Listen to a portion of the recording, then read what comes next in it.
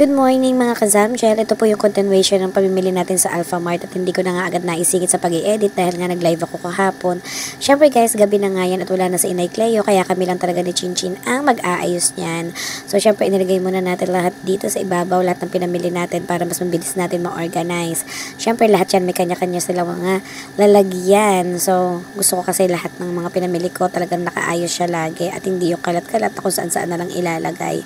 So syempre bilang wais nga tayo, minsan talaga kailangan natin mag-stocks. Napakahirap kasi talaga guys kung bibili tayo sa tindahan, napakamahal as in. So kahit pa paano, pag may stocks tayo, pag naubusan mo tayo ng laman sa freezer, ng uulamin, meron tayong mabilis na mabubuksan, diba, or lulutuin. Pagpasensyahan nyo na nga yung background ko kasi masyadong maingay yung aircon. Siyempre, hindi naman ako makalayo dito dahil naka-charge nga ako, guys. Anyway, ayan nga. Pinunasan ko muna lahat ng dilata para siguradong malinis at uunahin muna natin tong itlog. Ayan, guys. Binili ko lang sa Lazada yung tray na yan. Bumili ako ng white na 4 na tray na lalagyan talaga ng mga ganyan. Hindi lang naman more on itlog. Siyempre, yung mga lalagyan ng coffee, ganun. Mas komportable kasi ako pag dyan siya nakalagay kasi yung mga hinihila. Actually, nabili ko na nga lahat na lalagyan ng itlog. Pero yung iba pinamigay ko na kasi nga nahihirapan ako. So, ayan guys, ilalagay ko lang siya dyan, 2 tray yung binili ko. Hindi ko alam kung ilang peraso siguro yan. Basta mahalaga, every morning, may meron kaming madudukot na maaalmusal at inayos ko na nga ito nalagyan ng kape. Kasi dito ko na nga rin nilalagay yung kape ni tatay, Milo ni Sam. Ganoon na rin yung aking mga choco-choco. Ayan, si Sam pa talaga hindi siya nagtitimpla ng Milo guys. Pinapapak niya lang yung Milo. Hindi naman halata, diba? Kaya nga tingnan nyo, wala nang ngipin ang batang to. Aminin nyo guys, hindi lang naman si Samira may gusto niyan kahit naman tayo matatanda na mas gusto natin na namamapak tayo ng Milo. Hinahayaan ko na nga lang siya kasi nung kabataan ko ganun din naman ako, mas gusto kong pinapapakyak kasi sa iniinom. So ayan, tinaray ko nga itong bilhin. Ngayon lang ako bumili nito, Great Taste latte or whatsoever. Hindi ko na nga matandaan kung ano to. Anyway guys, ayan muna yung mga iniinom ko ngayon kasi yan pa lang yung pwede sa akin.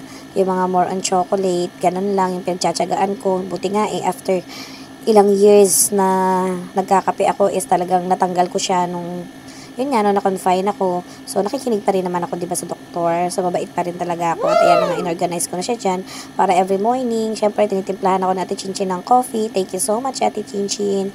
O, diba, sabi sa inyo, napakabait niyan. Alam niyo na yung gagawin niya sa umaga. Pag bumaba na ako, nagtitimpla na agad siya ng coffee. Kaya, so, totoo lang, sobrang thankful ako sa mga kasama ko sa bahay, kay Inay, kay Chinchin. Syempre, kay Papa na nagluluto. Ayan, masipag siya magluto, mag-ayos ng kung ano yung kakainin namin maga hanggang gabi. Ganon din si Inay. Sa Ate Angel kasi wala dito. So, ayan guys, ayusin ko na nga itong tray naman na to is lalagyan nga ng aking mga kung ano-ano. Ayan, magic sarap, mga ganon, mga seasoning. So, ayan, isasalin ko na nga siya dito. Ayoko talaga nang nawawalan na naman yung magic sarap, paminta, asin. Lalo na pag asin guys, Diyos ko, nagreklamo talaga ako pag walang laman na asin yan kasi malas nga daw yun sa buhay.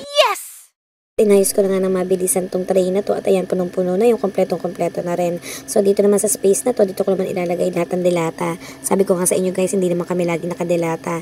Yan talaga ginagamit lang namin in case of emergency.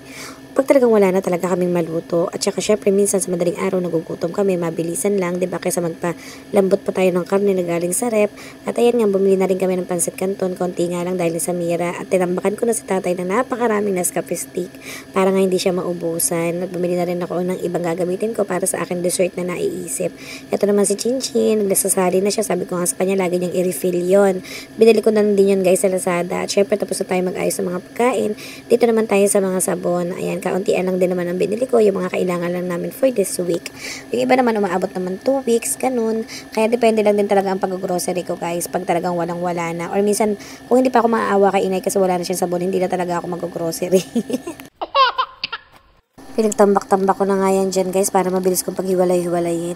Ay guys, I'm so tired guys. As in, gusto ko na magpahinga. When I was 30, I had my first, it was somebody like first, my baby, and nobody came I was going extension. Akala nga ni Chinchin i-edit ko nga yung kanyang pagkanta. Hindi niya alam, hindi ko talaga siya i-edit. Kaya kantang-kanta naman. So, that's the good thing of Chinchin talaga na kahit nga minsan talaga is napapagalitan, minsan nasisita, pero lagi pa rin siya nakatawa. So, that's the good thing talaga guys kasi ayoko talaga na nakasimangot sa bahay. Bad luck kasi yun. Siyempre, gano'n naman talaga kami. Give and take, diba? Siyempre, binibigay ko rin lahat ng pangangailangan ni Chinchin dahil nga napakabilis din naman yan tawagin. So, lahat naman sila is dapat nga talaga is itatama mo, lahat na pa may mga nagagawang mali kasi mga bata pa naman yung mga yan. At binukod ko na nga itong kanilang mga napkin. Ayan, never kasi ako gumagamit yan guys. Ginagamit ko diaper. Binubukod ko na nga rin yung mga dapat ilagay sa CR tulad yung panlinis ng CR. Ayan, di yan mawawala. Hand sanitizer or hand wash. At syempre, ang kay Baby Eli. So, nandito na nga tayo sa Frozen, guys. Ayan, inilagay kasi namin yung ref namin dito sa sala dahil nga napakasikip ng aking kusina. Someday, yayaman din ako at magkakaroon ako ng isang malaking kusina. Ganon din naman kayo, diba? Gusto nyo rin may malaking kusina, may malaking labahan, ganon. Ako din gusto ko rin magkaroon ng 2-door na rep, ganon. Pero sabi nga nila, hindi naman lahat ng gusto mo is makukuha mo. Actually, kaya ko rin naman talagang bilhin yun, pero hindi ko nga binibili. Kasi nga, bukod sa mahal, syempre, kailangan natin budgetin yung ating pera. Hindi lang naman kami mag-ina. Yung nabubuhay dito, guys, sa aming family. Syempre, marami kami at kailangan natin mag-share. Minsan talaga, guys, kahit wala na ako, isi-share ko. Pero pag talagang wala na talaga ako, hindi talaga nila ako mapipiga. Yun, guys. Kaya lagi ko pinamumulat sa mga anak ko na kailangan kahit konti lang hatiin natin para sa iba, ganun, kasi para makakain din sila. Kasi guys, sa totoo lang, maliit lang na bagay na ibibigay natin sa iba, pero sobrang na-appreciate nila yun. Hindi ko nga ba alam kung bakit din ganito ako. Parang para sa akin, hindi naman sa wala akong pakialam sa pera, pero ayoko talaga yumaman na sobrang yaman, guys. Kasi like ko nga sinasabi, ang pera kasi nakakasira ng tao, nakakasira ng pagkatao. Minsan kasi yung iba, hindi nila alam kayang dalhin. Ako sanay ako sa wala, sanay ako sa meron. So habang nagangawang ako dito, hindi ko na alam kung paano ko guys pagkakasyahin lahat ng mga to. Bumili na rin kasi ako ng bacon dahil nga nandito sa Ate Angel. Gusto ko nga makakain siya na masarap dahil nga sa kondo niya, siya lang lahat na nag-aasikaso sa sarili niya. So tapos na nga tayo dito at inayos ko na nga itong mga inumin. Anyway guys, royal lang talaga ang binili ko at juice kasi dyan lang naman talaga kami mahilig. Ang coke minsan lang talaga kami uminom at ayun nga yung nalagyan ni Sam ng gamot. Maganda kasi may stock talaga tayo ng gamot ng mga bata. Syempre hindi lang puro guys sa pagkain ng matatanda at ito naman ang para sa aming Baby Eli. So yun lang guys for today's video. Sana nag-enjoy kayo. Bye!